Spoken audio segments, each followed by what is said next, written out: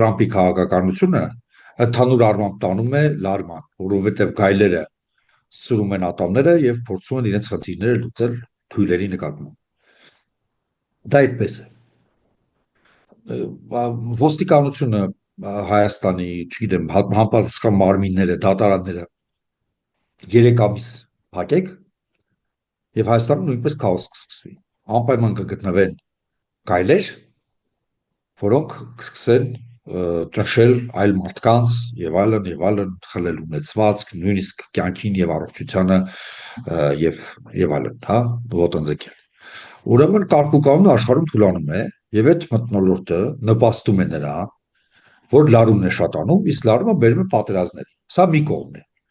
Մյուս կողմը, ես համաձայն եմ նրա հետ, ինչ որ դուք ասեցիք, Տրամփը անձամբ,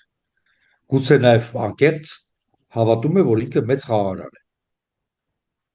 Այդպես է ընկալում։ Կարելի է օգտվել իր այդ պատկերացումներից։ Դա այն է, ինչ որ ես նոր ասում եի, կարելի է փորձել ամենայն դեպս դրանից օգտվել։ Բայց կներեք, ես շատ հոռետեսորեն եմ վերաբերում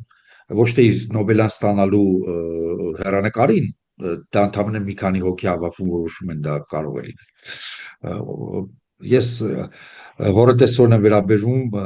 խաղաղարար Տրամփի ֆենոմենին։